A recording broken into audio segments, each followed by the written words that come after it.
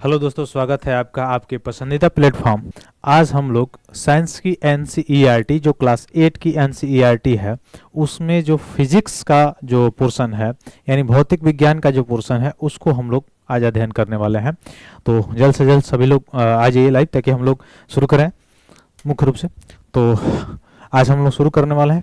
Physics का हम लोगों का क्लास होने वाला है जो क्लास 8 की एनसीईआरटी है उसको हम लोग कवर करेंगे इस क्लास में, जो कि आपके सभी जो सिविल सर्विसेज के जो एग्ज़ाम्स होते हैं या वनडे एग्जाम्स होते हैं उन सभी के लिए लाभदायक है। तो जल्द से जल्द सभी लोग जुड़ जाइए लाइव में ताकि हम लोग शुरू करें इसको और अपने अपने ग्रुप में भी शेयर कीजिए। चलिए, तो पहला हम लोगों का आज पॉइंट है, आज हम लोग को पढ़ना है मुख्य रूप से बल के बारे में। आपको पता है बल का खोज न्यूटन ने किया था। हालांकि ऐसा नहीं कि बल का खोज न्यूटन ने किया तभी बल था, उससे पहले भी था, उसने डिफिनेशन दिया उसका। ठीक है, इस देखिए तो बल अपकर्षण या अभिकर्षण। तो पहले हम लोग देखेंगे अभिकर्षण या अपकर्षण, उसके बाद से हम लोग समझ जाएंगे कि बल क्या होता है। देखिए, अभिकर्षण मतलब किसी चीज को खींचना। अभिकर्षण मतलब क्या होता है? खींचना, किसी चीज को अपने ओर खींचना, वो होता है अभिकर्षण। और अपकर्षण मतलब किसी चीज को धकेलना यानी अपने से बाहर हटाना। जैसे अगर कोई ये वस्तु है, सपोज दैट ये कोई वस्तु है, अगर इसको खींचा जा रहा है, अपने ओर खींचा जा रहा है, तो क्या है? यह है मुख्य रूप से अभिकर्षण। और इसको अपने से दूर लेके जाया जाए, जैसे चुंबक में हम लोग पढ़े थे, मैग्नेट में आप देख सकते हैं। मैग्नेट में देखेंगे अगर दोनों ध्रुव सेम होता है तो क्या करता है? एक दूसरे को क्या करता है? यह अपकर्षण करता है यानी दूर हटाता है। लेकिन विपरीत जब ध्रुव होते हैं तो क्या करता है? अभिकर्षण करता है यानी खींचता है। तो जहां पे दोनों स्थितियां बन रही होंगी यानी अपकर्षण और अभिकर्षण हो रहा होगा, वहीं पे क्या होगा? उसे ही क्या कहा जाता है? उसको मुख्य रूप से क्या कहते हैं? बल कहते हैं। यानी बल क्या होता है? तो किसी वस्तु पर लगने वाला धक्का, धक्का का मतलब अभिकर्षण, अभिकर्षण यानी मुख्य रूप से जो धक्का लगाया जा रहा है, और खिंचाव यानी अपकर्षण, इसी को क्या कहा जाता है? बल कहा जाता है। तो इस आपके एनसीईआरटी में मेंशन है साफ साफ, ये किसी वस्तु पर लगने वाला धक्का यानी अभिकर्षण और या खिंचाव जो होता है या अपकर्षण होता है उसको क्या कहते हैं? बल कहते हैं। अब बात आती है बल लगाने के लिए कोई दो वस्तु चाहिए, दो वस्तु चाहिए। जैसे आप इसमें चित्र में देख सकते हैं, एक कार है, कार के पीछे एक खड़ा आदमी है। अब बताइए, यह अगर आदमी खड़ा है और एक कार है तो इसके बीच में, इन दोनों के बीच में कोई बल लग रहा होगा? नहीं लग रहा होगा। क्यों? क्योंकि ना ही इसमें अभिकर्षण हो रहा है और ना ही इसमें अपकर्षण हो रहा है, इसलिए इसमें कोई बल नहीं कार्य कर रहा है। लेकिन वही दूसरे नंबर चित्र को अगर देखें, सेकंड नंबर को, उसमें देखिए यह जो कार है और इस कार को यह व्यक्ति क्या कर रहा है? धक्का दे रहा है। धक्का दे रहा है मतलब अभिकर्षण कर रहा है। तो जब अभिकर्षण कर रहा होगा तो बल लगेगा कि नहीं लगेगा? लगेगा, सीधी सी बात है। तो यहाँ पे दोनों के मध्य जो चीज लगेगी वो क्या होगी? बल होगी। ठीक है, तो यही चीज लिखा गया है। हम निष्कर्ष से क्या निकाल सकते हैं कि बल लगने के लिए कम से कम दो वस्तुओं की अन्योन्य क्रियाएं होनी आवश्यक है। तो बल तभी लगेगा जब कम से कम कितनी वस्तुएं हैं? दो वस्तुएं हैं। तो और उनके साथ क्या हो रहा है? अन्योन्य क्रियाएं हो, तभी जाके वो बल लगेगा। जैसे ये मुख्य रूप से जो ये खेल जो खेला जाता है देखे होंगे, या यहाँ पे आप देख सकते हैं मुख्य रूप से ये बैल है, ये पशु, इसको खींच रहा है ये व्यक्ति। तो खींच रहा है यानी इसका मतलब अभिकर्षण कर रहा है। तो क्या होगा? यहाँ पे क्या होगा? बल लग रहा होगा। तो मुख्य रूप से बल बल जब लगेगा तो कब लगेगा? इसके लिए कंडीशन क्या होनी चाहिए? कम से कम दो वस्तुएं हो और अन्योन्य क्रियाएं हो रही हो तब।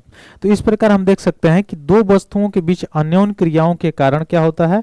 उनके बीच क्या लगता है? बल लगता है। तो दो वस्तुओं के बीच जब बल लगता है उसका कारण क्या होता है? तो उनके बीच मुख्य रूप से क्या होता है? अन्योन्य क्रियाएं होती हैं, तब जाके क्या होता है? उनके बीच बल लगता है। ठीक, ये सिंपल सी बात है। आगे चलिए, अब देखिए किसी वस्तु पर एक ही दिशा में लगाए गए बल क्या करते हैं? जुड़ जाते हैं। अब इसका मतलब क्या हुआ? इसका मतलब इस एग्जांपल से आप देख सकते हैं इस कार वाले का। जैसे जैसे मान लीजिए एक कार है, सपोज दैट मान लीजिए ये कार है, ठीक है, एक कार है, ठीक, और यह एक व्यक्ति है। यह व्यक्ति इस कार को धक्का दे रहा है। किधर? जिधर एक कार चल रही है, जिधर ये चल रही है या जिधर इसका ढाल है उसी तरफ यह वस्तु जो व्यक्ति है उसको क्या कर रहा है? धक्का दे रहा है। तो बल लग रहा है और ये भी चल रही है।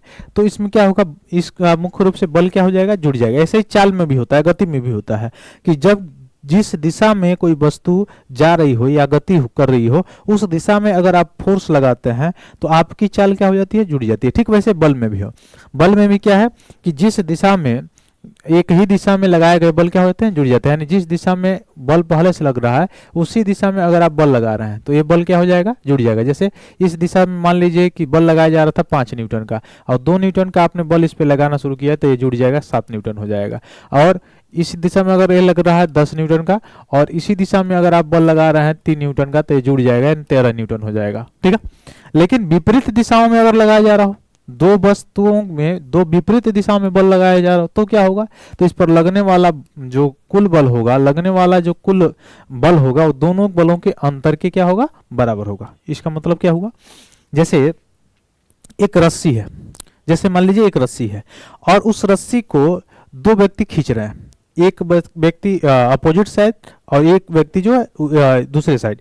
तो दोनों साइड से, दोनों बगल से एक रस्सी है मान लीजिए, और दोनों साइड से बल लग रहा है और खींच रहे हैं। अब इसमें भी संतुलन होना चाहिए। संतुलन का मतलब कि ये नहीं कि आप हो 50 किलो का और एक छोटा सा जो 5-10 किलो का 15 किलो का लड़का हो या उसको लगा दीजिए खींचने के लिए, ऐसा नहीं। संतुलन होना चाहिए। अब ऐसा नहीं कि एक तरफ जो है ग्रेट खल्ली हो और एक तरफ एकदम कुपोषण का शिकार व्यक्ति, वैसा नहीं।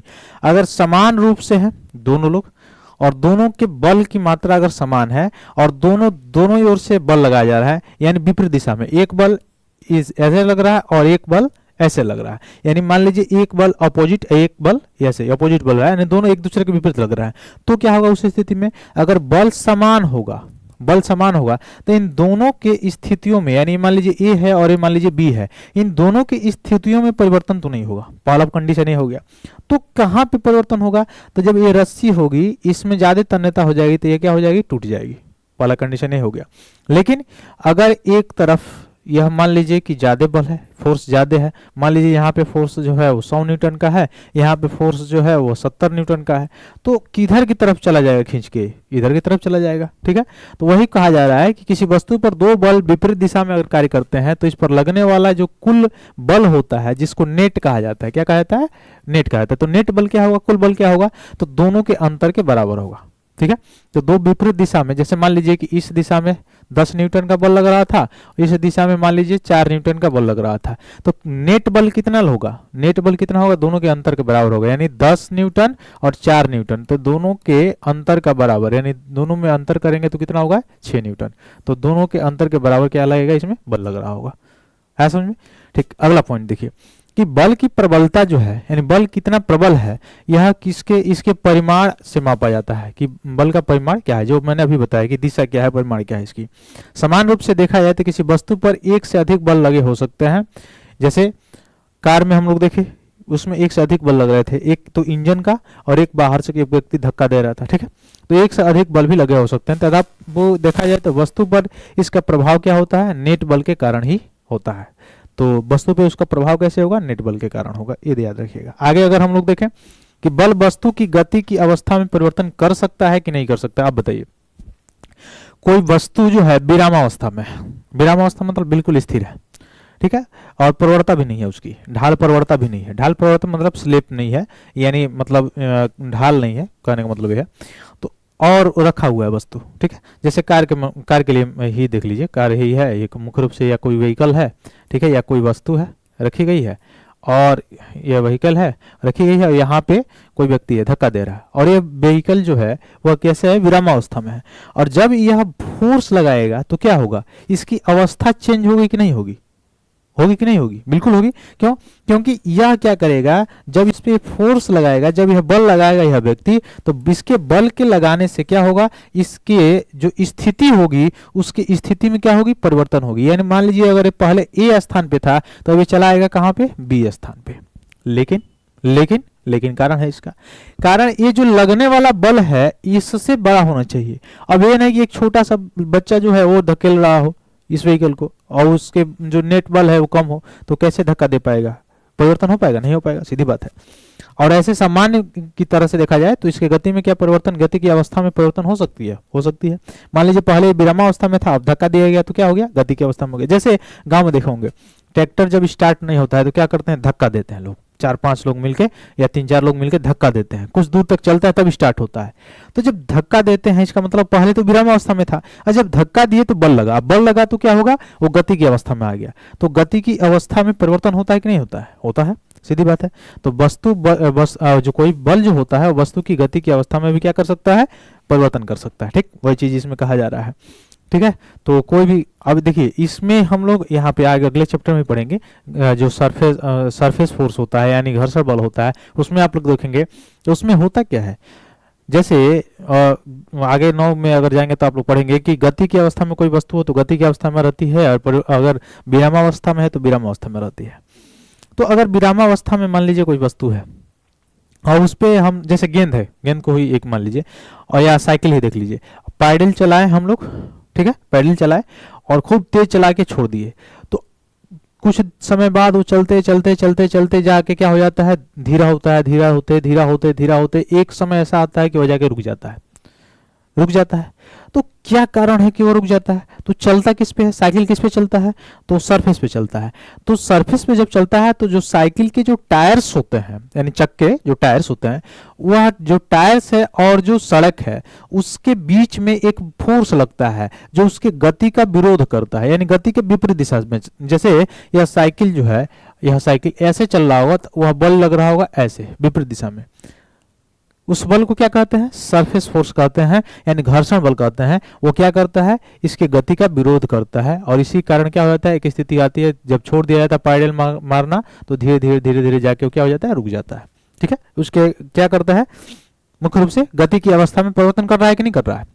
घर्षण बल किसी गतिमान वस्तु के मुख्य रूप से देखा जाए तो उसकी गति की अवस्था में परिवर्तन कर रहा है कि नहीं कर रहा है, बिल्कुल कर रहा है। तो वही चीज है, बल जो है वस्तु की गति की अवस्था में भी क्या कर सकता है, परिवर्तन कर सकता है। आगे अगर हम लोग देखें, अगला पॉइंट क्या है, किसी वस्तु पर लगातार लगाए गए बल द्वारा उसकी चाल बदली जा सकती है। यानी किसी वस्तु पर लगातार बल लगाया जाए, जैसे इंजन है, इंजन लगातार चालू रहता है, एक्सीलरेटर उस पर लगातार चलाए तो उसकी गति की अवस्था परिवर्तन होती है कि नहीं, व्हीकल की होती है, सीधी सी बात है। वैसे ही कह रहा है कि किसी वस्तु पर लगाए गए बल अगर उसकी जो लगातार अगर मुख्य रूप से किसी वस्तु पर लगाए गए बल द्वारा उसकी चाल भी क्या किया जा सकता है, बदली जा सकती है, चाल को उसके बदला जा सकता है, उसकी गति को भी बदला जा सकता है। यदि लगाया गया बल गति की दिशा में है, जिस दिशा में वस्तु गति कर रही है उसी दिशा में अगर बल लगाया जा रहा है, जैसे जैसे आप देख सकते हैं, जैसे मुख्य रूप से आप देख सकते हैं किसमें, जैसे मान लीजिए कि ये नदी है, ये नदी है और नदी में ये जो धाराएं हैं नदी की, ये नदी की धाराएं कहाँ चल रही हैं, तो ऐसे चल रही हैं, ऐसे चल रही हैं, ऐसे चल रही हैं। तो मैथमेटिक्स में आपने पढ़ा होगा कि यहाँ पे जो नाव जा रही है, यहाँ पे जो नाव जा रही है, और नाव किधर जा रही है, नाव मुख्य रूप से देखा जाए तो नाव उधर ही जा रही है जिधर यह मुख्य रूप से नदी जिस दिशा में बह रहा है। तो अब बताइए इस कंडीशन में क्या होगा, इस कंडीशन में इस नाव की पूरी जो चाल होगी, जो पूरी जो गति होगी वह इंक्रीज होगी कि नहीं होगी, यानी बढ़ेगी कि नहीं बढ़ेगी, सीधी बात है कि बढ़ जाएगी। ठीक है, तो जिस दिशा में ये धारा बह रहा था नदी की पानी का, उसी दिशा में यह चल रहा था, तो दोनों के चाल, दोनों की गति क्या हो गई, जुट गई, बढ़ गई। लेकिन अगर आप देखेंगे यही नाव अगर ठीक इसके विपरीत चलता, यानी धारा की दिशा ऐसी थी, मान लीजिए कि पूर्व से पश्चिम थी, लेकिन नाव कैसे चलता, नाव अगर विपरीत दिशा में चलता ऐसे, तो क्या होता, इसकी चाल घट जाती कि नहीं घट जाती।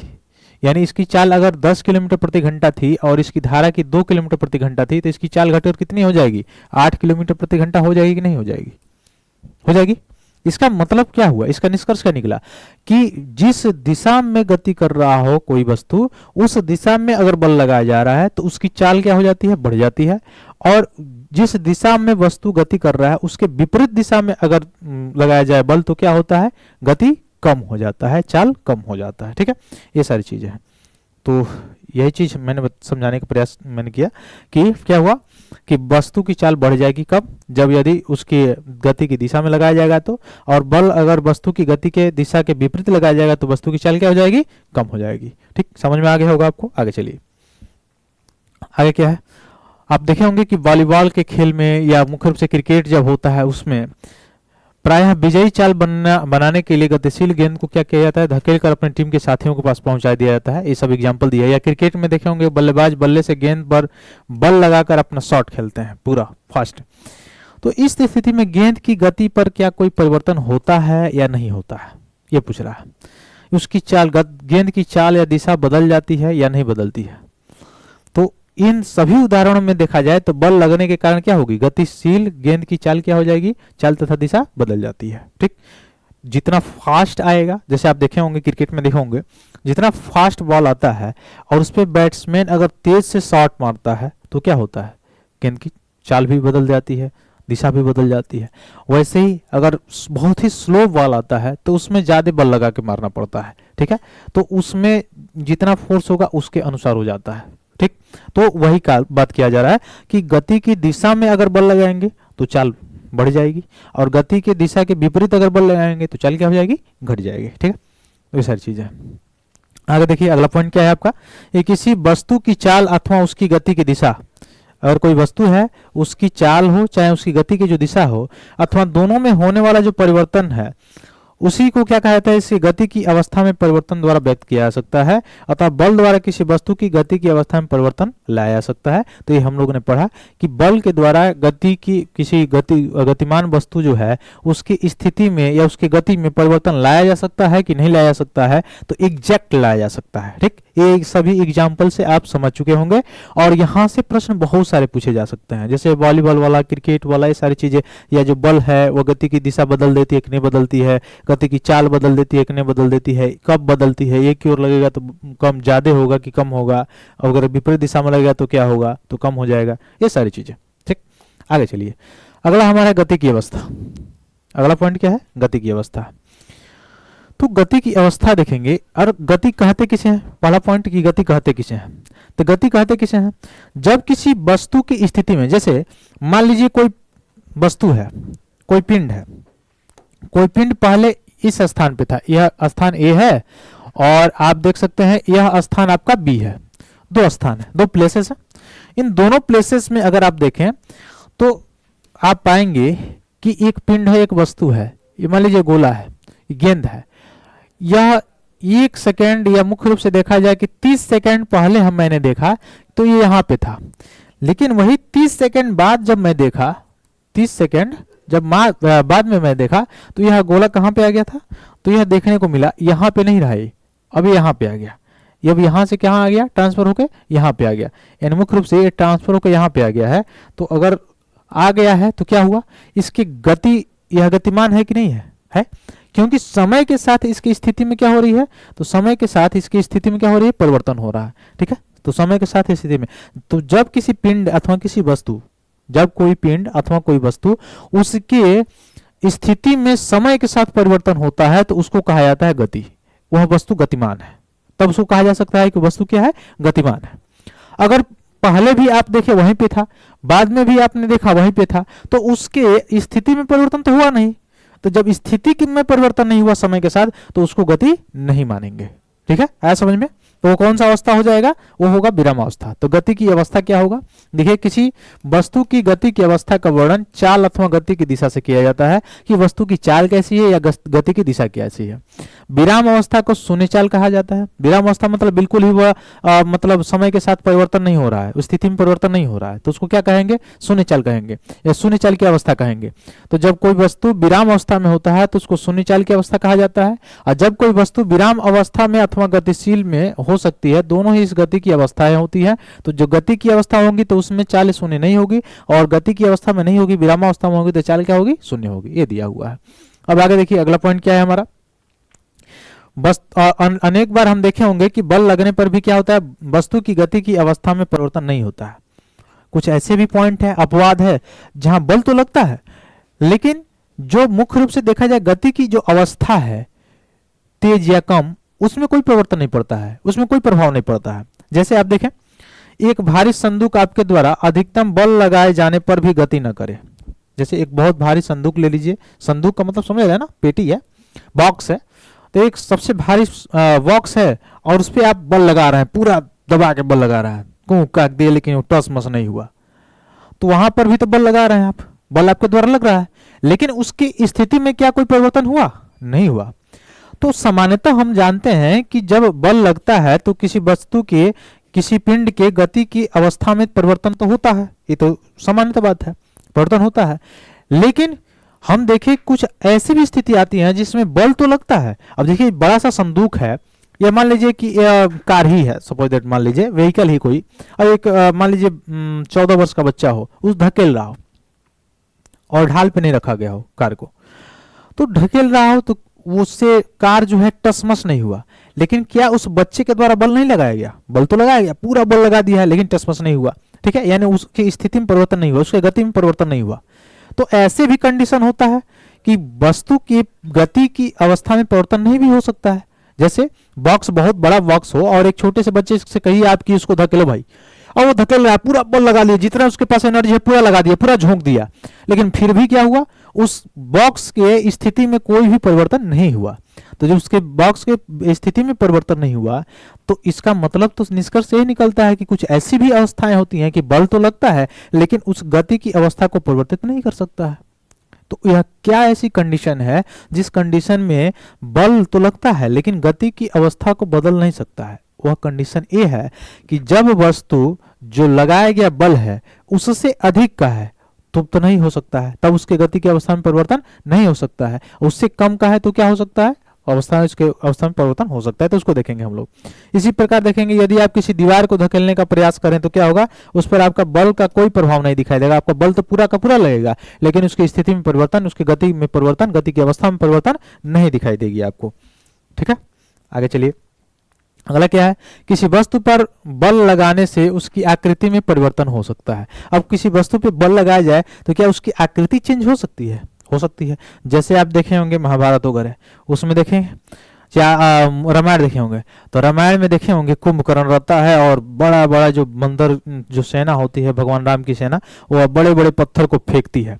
बड़े बड़े पत्थर को फेंकते हैं, बड़े बड़े पत्थर को ऐसे लेके वो मिसाल के फेंक देता है, ऐसे लेता है और फिर उसको पूरा का पूरा मसल को क्या कर देता है? फेंक देता है। अब क्या हुआ? उसकी स्थिति में परिवर्तन हुआ कि नहीं हुआ? वैसे गुब्बारा लीजिए, एग्जाम्पल अगर समझना हो, गुब्बारे को लीजिए और दोनों ओर से मुख्य रूप से बल लगाइए उस पर। जब आप उस पर बल लगाएंगे तो क्या होगा? फट जाएगा। यानी उसकी स्थिति में परिवर्तन हुआ कि नहीं हुआ? हुआ। उससे भी सिंपल एग्जाम्पल है क्या? ये कोई व्यक्ति है और जैसे कोई बच्चा है और मुंह फुला लिया एकदम वैसे, अब मारिए दोनों ओर से तड़ाक दे, बचक जाएगा। क्या होगा? उसकी मुख्य रूप से आकृति में परिवर्तन हुआ कि नहीं हुआ? हो जाएगी। तो बल लगाने से आकृति में परिवर्तन हो रहा है कि नहीं हो रहा है? हो रहा है। वो अलग बात है कि बाद में मारामारी शुरू हो जाएगा, ठीक, वो अलग चीज है। तो इस चीज को आप ध्यान रखिएगा, तो किसी वस्तु पर बल लगाने से उसकी आकृति में भी क्या हो सकता है? परिवर्तन हो सकता है, ये याद रखिएगा।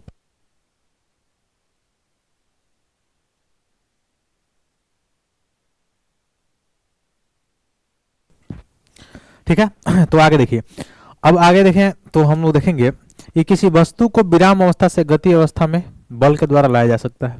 ठीक है, बल लगेगा, जैसे गति की अवस्था में जब उसकी अवस्था चेंज होगी तो लाया जा सकता है। ये हम लोगों ने पढ़ा। फिर देखा क्या? एक गतिशील वस्तु की चाल में भी परिवर्तन किया जा सकता है बल के द्वारा। गतिशील वस्तु की दिशा में भी परिवर्तन किया जा सकता है। जैसे क्रिकेट का बॉल आ रहा है और जैसे ही बॉल आ रहा है बैट्समैन ने क्या किया? उसकी दिशा को बदल दिया, तो दिशा में भी परिवर्तन किया जा सकता है बल के द्वारा। अगला, ये वस्तु की आकृति में भी परिवर्तन किया जा सकता है, जैसे मैंने बताया अभी, तो आकृति में भी परिवर्तन किया जा सकता है। तो ये सारी चीजें पॉइंट थी। अगला पॉइंट देखिए, अगला पॉइंट क्या है? अगला है संपर्क बल।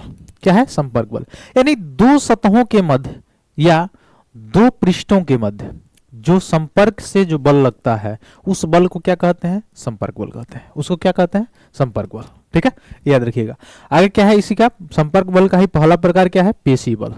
पेशीय बल, अच्छा आपने पढ़ा होगा बायोलॉजी में, एनसीईआरटी जब मैंने पढ़ाया था तो उसमें पढ़ा होगा आपने कि पेशीय बल जो एक होता है पेशीय उत्तक। क्या होता है? पेशीय उत्तक। अब पेशीय उत्तक भी दो प्रकार के होते हैं, एक ऐच्छिक और एक अनैच्छिक। ऐच्छिक जो आपके अनुसार कार्य करे, ठीक है, जिस पर आपका नियंत्रण हो, और अनैच्छिक जिस पर आपका नियंत्रण ना हो। जैसे हार्ट की गति, उस पर आपका नियंत्रण नहीं है, लेकिन पैर चलाना, हाथ चलाना, ये सब आपके नियंत्रण में है। ठीक है, तो पेशीय बल जो है उसमें अगर देखा जाए तो पेशीय बल किसे कहेंगे? किसी वस्तु पर बल लगाने के लिए जब शरीर का वस्तु के साथ संपर्क हो, शरीर का किसी वस्तु के साथ संपर्क हो, तो उस तरह के बल को क्या कहेंगे? पेशीय बल कहेंगे। ठीक है, तो संपर्क कैसे हो सकता है? किसी छड़ी से ही हो सकता है, रस्सी की सहायता से भी हो सकता है। तो जब हम किसी वस्तु, जैसे अपने विद्यालय के बस्ते को धकेलते हैं बच्चे जब क्लास 7 6 वगैरह में रहते थे हम लोग, तो क्या करते थे, और पहले जाने के लिए, आगे बैठने के लिए क्या होता था, वो पहले अगर कोई चला गया तो उसका बैग उठा के उधर पीछे फेंक दिया, आगे बढ़ गया, ठीक है। तो उसमें या फिर से पानी की बाल्टी को जब उठाया जाता है तो बल कहाँ से आता है, यह बल हमारे शरीर के मांसपेशियों द्वारा ही तो लगाया जा सकता है। तो जो शरीर की मांसपेशियों के द्वारा बल लगाया जाता है और उसके द्वारा संपर्क से तो जो कार्य करता है, तो उस बल को क्या कहते हैं, कौन सा बल, पेशी बल। हमारी मांसपेशियों के क्रिया स्वरूप लगने वाले बल को क्या कहते हैं, पेशी बल कहते हैं। तो यहां से कौन सा लाइन क्लियर हुआ आपका, पेशी बल। तो पेशी बल समझ गए होंगे आप, पेशी बल क्या होता है, तो हमारे मांसपेशियों के क्रिया स्वरूप लगने वाला जो बल होता है उसको क्या कहते हैं हम, पेशी बल कहते हैं, ठीक है। आगे चलिए, अगला है जो पशु जो है वह भी अपने शारीरिक क्रियाकलापों द्वारा अन्य कार्यों को करने के लिए पेशी बल का उपयोग करते हैं। जैसे देखे होंगे गांव में पहले होता था बैलगाड़ी, जब ये सारी चीजें टेक्नोलॉजी उतना नहीं विकसित थी उस समय, तो बैलगाड़ी में होता क्या था, या एक्का आप देखे होंगे जो घोड़ा गाड़ी होता था, उसमें क्या होता था, वह बैल क्या होता था, टायर जानते हैं ना, जो ट्राली जैसे होता है, ट्राली वैसे, तो 2 बैल लगे होते थे, उस ट्राली को खींचते थे। तो जो बैल खींचते थे और पीछे से जो है उसको मारा जाता था, चल भाई वजन लेके चलो, पूरा धान गेहूं जो भी होता था तो उसको लेके चले, वो चलता था।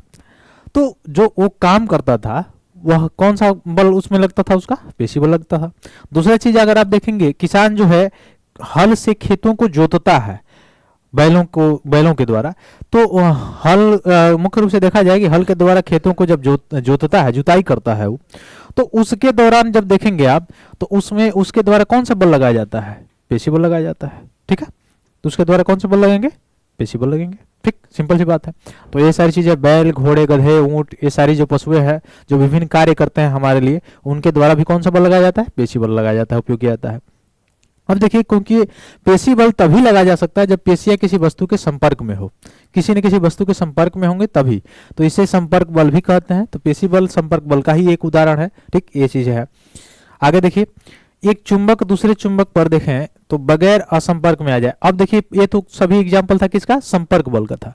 अब कुछ ऐसे बल होते हैं जो संपर्क ना हो फिर भी वहां पे फोर्स लगता है, बल लगता है।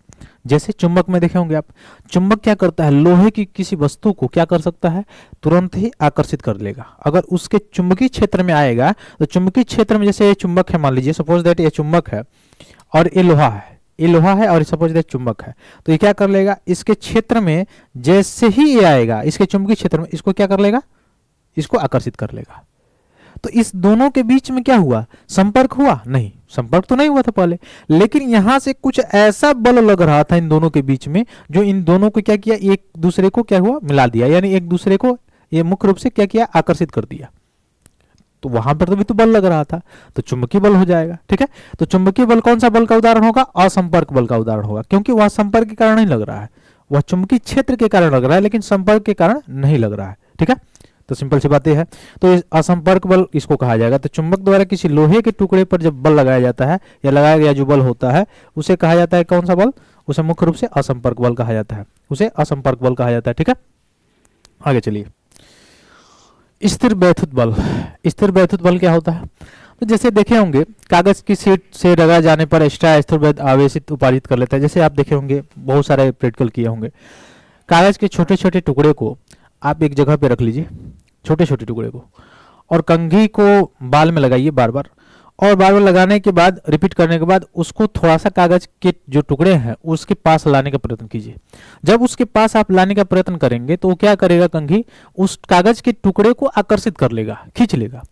अब उस कागज के टुकड़े को खींच कैसे लिया भाई, इन दोनों के बीच में तो संपर्क था नहीं, इसका मतलब जब संपर्क नहीं था तो संपर्क बल तो नहीं लग रहा था, लेकिन यहाँ पे कौन सा बल लग रहा था, तो लग रहा था असंपर्क बल। तो असंपर्क बल का एक और उदाहरण है कौन सा, स्थिर वैद्युत बल। तो यह दोनों के बीच में जो बल लग रहा था वह आवेशित होने के कारण लग रहा था, जो बाल में रगड़ा गया कंघी को उसके कारण वो आवेशित हुआ, इसीलिए उन दोनों के बीच में कौन सा बल लगा, स्थिर वैद्युत बल लगा, ठीक है।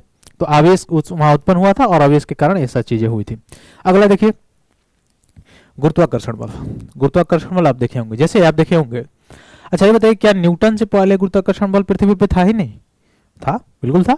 हाँ, वो अलग बात है कि उसने उस पर विचार किया, सोचा, उस पर सिद्धांत दिया, वो अलग चीज है, लेकिन गुरुत्वाकर्षण बल तो पहले से ही विद्यमान था। अब गुरुत्वाकर्षण बल है क्या, तो आप देखे होंगे कि पेड़ के पत्ते जब झड़ते हैं, जब टहनियाँ गिरती हैं या पेड़ के पत्ते जब झड़ते हैं, तो झड़ के ऊपर क्यों नहीं चले जाते, क्यों नीचे गिरते हैं? या कोई फ्रूट जो है, वो जो फल है जो बगीचे से ऊपर से नीचे, वही तो खोज किया था न्यूटन ने, तो नीचे क्यों आता है?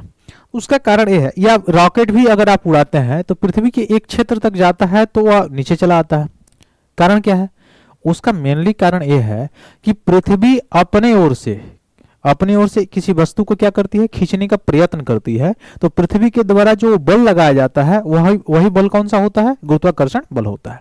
तो यहाँ पे तो हम लोग केवल डिफिनीशन देखेंगे, क्लास 8 के जो एनसीईआरटी है वहाँ पे डिफिनीशन वगैरह यही सारी चीजें हैं। जब आप क्लास 9th की एनसीईआरटी जब पढ़ेंगे तो वहाँ पे आपको पूरा डिफिनीशन के साथ साथ जो उसका सिद्धांत था न्यूटन का, जो जी बराबर एम स्क्वायर बटे आर स्क्वायर जो था, वो सारे सिद्धांत वहाँ पे आपको देखने को मिलेंगे। उसका स्थिरांक कितना था, उसका मात्रक या क्या था, ये सारी क्लास 9th की एनसीईआरटी पढ़े होंगे, उसमें होगा और उसी में है। यहाँ पे केवल आपको डिफिनीशन दिया हुआ है। तो गुरुत्वाकर्षण बल ही उसे कहा जाता है। तो गुरुत्वाकर्षण बल क्या है? तो पृथ्वी की ओर से जो लगने वाला आकर्षण बल है, जिसके द्वारा किसी वस्तु को अपनी ओर खींचने का प्रयत्न करती है, उसे क्या कहते हैं? गुरुत्वाकर्षण बल कहते हैं। सिंपल सा बात यह है। लेकिन एक वेग होता है, क्या होता है? वेग। उस वेग का नाम है प्लायन वेग। अगर किसी वस्तु को इस वेग से, अर्थात किसी वस्तु को प्लायन वेग से भीगा जाए, यानी फेंका जाए, प्लायन वेग से क्या किया जाए? फेंका जाए, अगर उसको उछाला जाए, तो इसका मान कितना होता है? पहले इसको जान लीजिए। इसका मान होता है 11.2 किलोमीटर प्रति सेकेंड।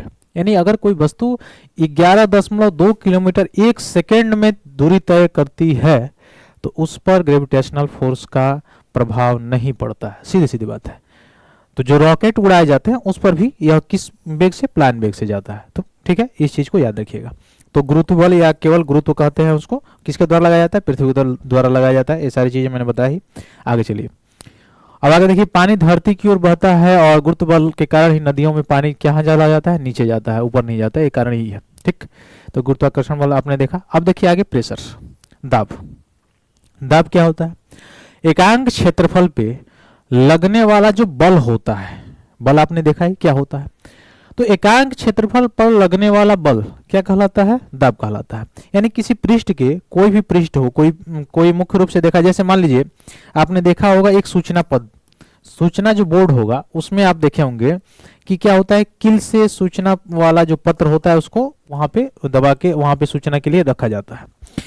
तो उसमें आप देखोगे, या इससे सिंपल और भी एग्जांपल है, जैसे देखे होंगे गांव में जब घर बनाया जाता है तो घर बनाने के लिए देखिएगा नींव जो होता है ना उसका, जहां से घर बनाना शुरू किया जाता है जमीन के स्तर से, तो नींव जो होता है ना उसका चौड़ा होता है। यानी बाद में भले ही 5 इंच का दीवार चल जाए लेकिन नीचे जो है वो 5 इंच का दीवार नहीं चलता है, वो चौड़ा होता है। यह कारण क्या है, क्यों ऐसा होता है? उसका कारण यही है कि नीचे चौड़ा होता है, इसका मतलब आधार उसका चौड़ा हो गया। आधार चौड़ा हो गया मतलब आधार यानी क्षेत्रफल, क्षेत्रफल चौड़ा हो गया यानी क्षेत्रफल ज्यादा हो गया। जब क्षेत्रफल ज्यादा हो गया तो दबाव क्या हो जाएगा? कम हो जाएगा। यही कारण है। दूसरा चीज कि आप कील को देखे होंगे, कील जो दीवार में ठोका जाता है, तो जो कील है उसके आगे की नोक को आप देखे होंगे, क्या होता है? पतला होता है। ऐसा क्यों भाई? अगर वो मोटा होता तो क्या दीवार में वो कील जा पाता? आसानी से नहीं जा पाता। ऐसा कारण क्या है? ऐसा कारण यह है कि जब वो पतला होता है, आगे की उसकी नोक जो पतली होती है, तो उसका क्षेत्रफल क्या हो जाता है? कम हो जाता है। और जब उसकी एरिया कम हो जाती है, जब उसका क्षेत्रफल कम हो जाता है, तो आसानी से उस पर बल लगाया जाएगा, यानी उसका दाब जो है क्या हो जाता है? अधिक हो जाता है। तो आसानी से चुभ जाता है। सिंपल सी बात यह है। ठीक है, तो इस चीज को आप याद रखिएगा, इसका सूत्र याद रखिएगा। तो पहले चीज आप याद रखेंगे क्या? दाब। एकांक क्षेत्रफल पर लगने वाला जो बल होता है वही क्या कहलाता है? प्रेशर कहलाता है, दाब कहलाता है। और दाब क्या होता है? यानी बल बटे क्षेत्रफल। ठीक है, बल बटे क्षेत्रफल, यहाँ पर केवल यही याद रखिएगा। हाँ, मात्रक भी मैं बता दे रहा हूँ। दाब का मात्रक जो है वो होता है पास्कल। एसआई मात्रक क्या होता है? पास्कल होता है। ये याद रखिएगा। दाब का एसआई मात्रक क्या होता है? पास्कल होता है। ठीक है, और ऐसे तो देखेंगे तो न्यूटन, बल का मात्रक क्या होता है? न्यूटन। और क्षेत्रफल का क्या होता है? Metre square. Metre square. तो ऐसे आप देखेंगे तो हो जाएगा न्यूटन प्रति मीटर स्क्वायर। ये भी हो सकता है, न्यूटन प्रति मीटर स्क्वायर। एसआई मात्रक आपसे पूछेगा तो पास्कल ही टिक कीजिएगा। आगे चलिए, अगला आप देखिए, यही दाब का ये सीधे सीधे एग्जाम्पल है। आप देखे होंगे कुली, स्टेशन पर कुली को देखे होंगे, वह जब भी वजन उठाता है तो पहले क्या होता है, पहले पगड़ी बांधता है मोटा सा, उसके बाद से उस पे वजन को रखता है। या गांव में भी देखे होंगे, जब किसान वगैरह जब फसलों को काट कर अपने सर से बोझे को ढोकर लेके जाते हैं तो क्या करते हैं, पहले पगड़ी को बांधते हैं पूरा मोटा सा। ऐसा क्यों, ऐसा कारण क्या है? ऐसा कारण इसलिए है कि जैसे वो मोटा करते हैं उसका क्षेत्रफल ज्यादा हो जाता है। जब क्षेत्रफल ज्यादा हो जाता है तो सीधी सीधी बात है उसका दाब क्या होगा, कम होगा। जब दाब कम होगा तो वह पूरे शरीर पर उसका वजन का प्रभाव नहीं पड़ेगा, इसलिए वो क्या करता है, वो पगड़ी जो है वो बांधने का काम करता है। आ गया होगा समझ में आपको, यानी दब कम करने के लिए। तो वही चीज इसमें लिखी गई है कि बोझ को उठाता है और सिर पर कपड़े के गोल लपेट रखता है। ऐसा क्यों है, इसलिए कि शरीर से बोझ के संपर्क जो है, संपर्क क्षेत्रफल को क्या दे, बढ़ा दे। और संपर्क क्षेत्रफल जब बढ़ जाएगा तो लगने वाला दब क्या हो जाएगा, कम हो जाएगा, और आसानी से उसको उठा सकता है, बोझ को लेके जा सकता है। ठीक है, इस चीज को याद रखिएगा। आगे चलिए, अगला क्या है, द्रव तथा गैसों द्वारा लगाया गया दाब। द्रव, अब बताइए, जो द्रव है या जो गैस माध्यम है वो भी दाब लगाते हैं, वो भी प्रेशर लगाते हैं। तो आप बोलेंगे कि द्रव कैसे लगाएगा। जैसे द्रव को आप किसी बोतल में रखिए, द्रव को आपने बोतल में रखा, ठीक है, सिंपल सी बात है। जब आप द्रव को बोतल में रखेंगे तो सबसे पहले उस बोतल के किसी भी भाग में अगर हल्का भी होल्स हो, छोटा सा, बिल्कुल छोटा सा, तो द्रव वहां से निकलेगा कि नहीं निकलेगा, निकलेगा। तो इसका मतलब क्या हुआ कि वह अपनी जो बोतल, जिस बोतल में उसको रखा गया था उसकी दीवार पर क्या रख रहा था, वो दबाव डाल रहा था। ठीक है, इसीलिए हो रहा था ऐसे। ठीक, तो द्रव बर्तन की दीवार पर क्या करती है, दबाव डालती है, ऐसा इसलिए होता है। ठीक, वैसे गैस में भी देखा जाए तो गैस जिस बर्तन में रखी जाती है उसकी दीवार पर वो भी क्या करती है, दाब डालती है। ठीक है, तो ये सारी चीजें आप लोग को मैंने बताया। आगे देखिए, अगला पॉइंट क्या है आपका, वायुमंडलीय दाब। अगला है वायुमंडलीय दाब। तो वायुमंडलीय दाब किसे कहते हैं, इसको थोड़ा सा देख लेंगे वायुमंडलीय दाब को।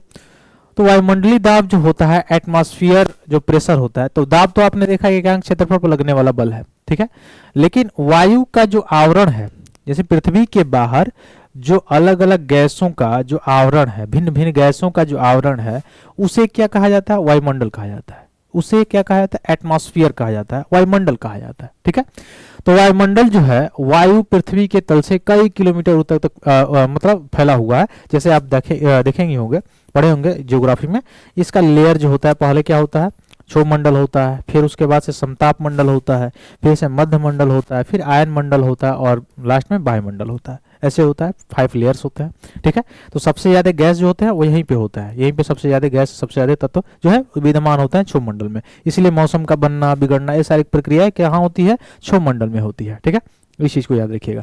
तो प्रति एकांक क्षेत्रफल पर लगने वाले बल को क्या कहते हैं, दाब कहते हैं। अभी हम लोग देखें तो वायु द्वारा जो दाब लगाया जाता है, ये तो हमने देखा कि प्रति एकांक क्षेत्रफल पर लगने वाला जो दाब है, प्रति एकांक क्षेत्रफल पर लगने वाला जो बल है उसको दाब कहते हैं।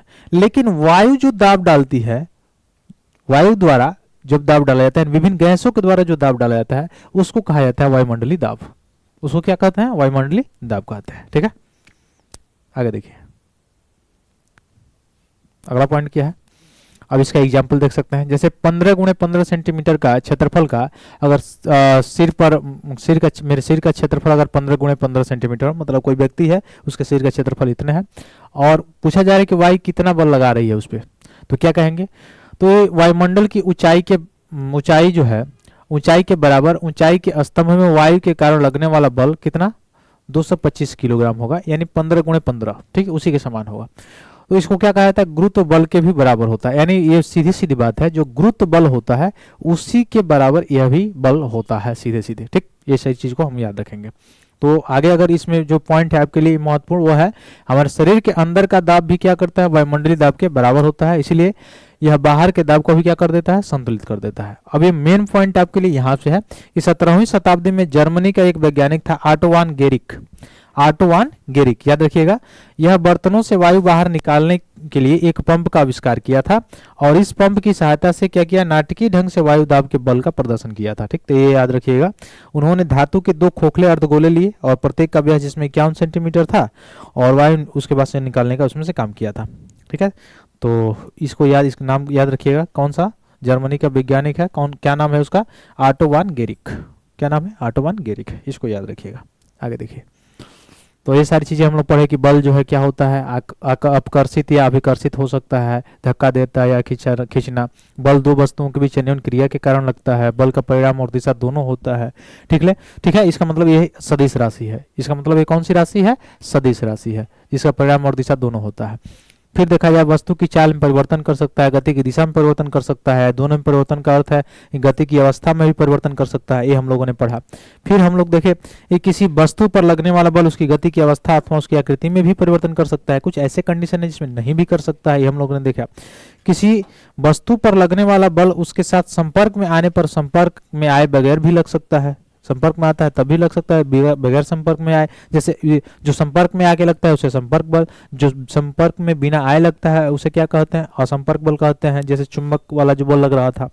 प्रति एकांक क्षेत्रफल पर लगने वाला बल दाब होता है। द्रव तथा गैस बर्तन की दीवारों पर दाब डालती है, यानी द्रव अवस्था में भी कोई वस्तु है तो भी बर्तन की दीवारों पर दाब डालेगी, और गैसीय अवस्था की जो वस्तुएं हैं वो भी गैस जो है वो भी दीवारों पर क्या करती है? दाब डालती है, यानी दोनों के दोनों दाब डालते हैं। ठीक, हमारे चारों ओर वायु द्वारा जो लगाए गए दाब जो होता है उसी को क्या कहते हैं? वायुमंडल कहते हैं। तो ये सारी चीजें हम लोग आज कवर किए। फिर हम लोग मिलते हैं अगले क्लास में अगले चैप्टर के साथ। तब तक के लिए बहुत बहुत धन्यवाद दोस्तों। जय हिंद।